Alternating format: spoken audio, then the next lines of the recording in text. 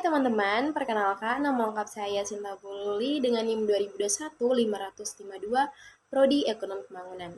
Kali ini saya akan membahas mengenai pengoptimalisasi sumber daya alam, yaitu minyak bumi. Yuk simak video penjelasan berikut. Jadi, minyak bumi sering dijuluki sebagai emas hitam, di mana minyak bumi sendiri adalah cairan kental berwarna coklat pekat atau gelap, atau kehijauan yang mudah terbakar yang berada di lapisan atas dari beberapa area di kerak bumi, menurut Wikipedia. Sedangkan minyak bumi atau petroleum adalah bahan bakar fosil yang merupakan bahan baku untuk bahan bakar minyak, bensin, dan banyak produk-produk kimia dan merupakan sumber energi yang penting karena minyak memiliki persentase yang signifikan dalam memenuhi konsumsi energi dunia. Nah, jadi ini ada contoh gambar dari minyak bumi sendiri. Bisa dilihat dari gambar yang ada. Sekarang kita akan masuk dalam terbentuknya minyak bumi. Para ahli geologi umumnya sepakat bahwa proses terbentuknya lapisan minyak bumi dalam hitungan jutaan tahun. Batuan yang mengandung minyak bumi tertua diketahui berumur 600 juta tahun dan yang termuda berumur 1 juta tahun. Rata-rata batuan yang mengandung minyak bumi berumur rata-rata 10 juta hingga 270 juta tahun. Jika kita berbicara mengenai minyak bumi, pasti ada kaitannya dengan gas. Jadi, sekarang teman-teman mari kita simak bersama-sama bagaimana mengoptimalkan pemanfaatan minyak bumi dan gas.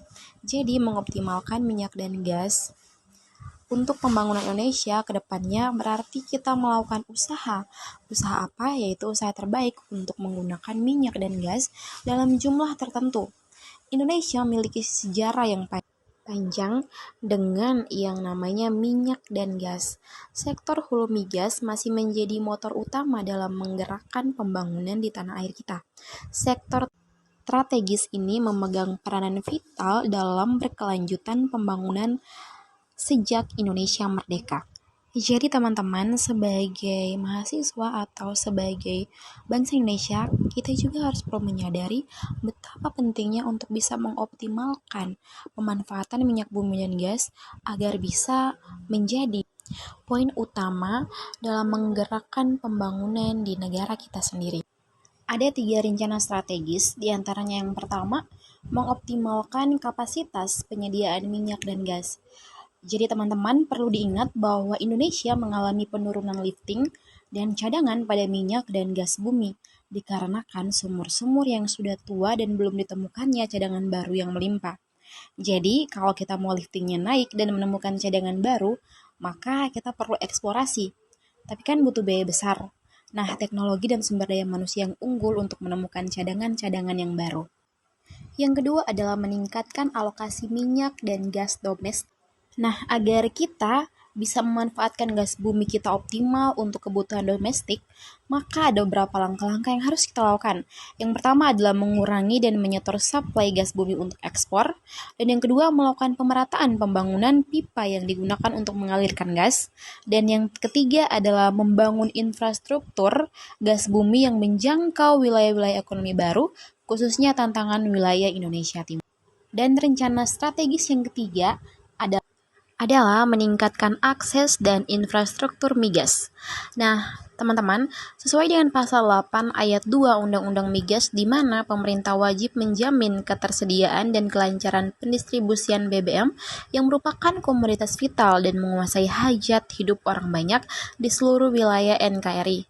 Namun yang perlu digarisbawahi adalah BBM yang disediakan tidak mesti BBM bersubsidi. Kalau kita minta BBM disubsidi terus, maka APBN akan terbebani. Nah, tugas pemerintah juga akan semakin berat seperti sebelumnya.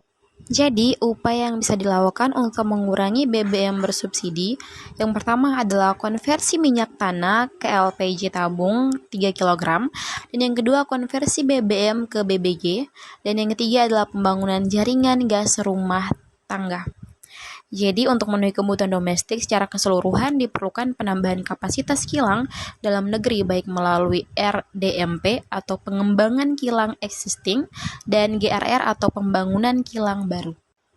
Jadi teman-teman, kalau kita dapat menemukan cadangan-cadangan baru dengan teknologi yang terbaru tentunya, lalu sumber daya manusia yang unggulnya sudah ada dan siap untuk mengeksekusi, berapapun pendapatan yang ingin kita buat dalam perencanaan pembangunan Indonesia, saya yakin pendapatan itu dapat direalisasikan tentunya. Nah, makanya kita harus bisa mengoptimalisasikan penggunaan minyak bumi dan juga gas. Teman-teman, demikianlah ringkasan video singkat dari saya mengenai pengoptimalisasi sumber daya alam yaitu minyak bumi. Jadi teman-teman bisa melihat sumbernya dan saya sudah mencantumkan beberapa sumber di bagian akhir dari video. Dan semoga bermanfaat ya buat teman-teman. Terima kasih.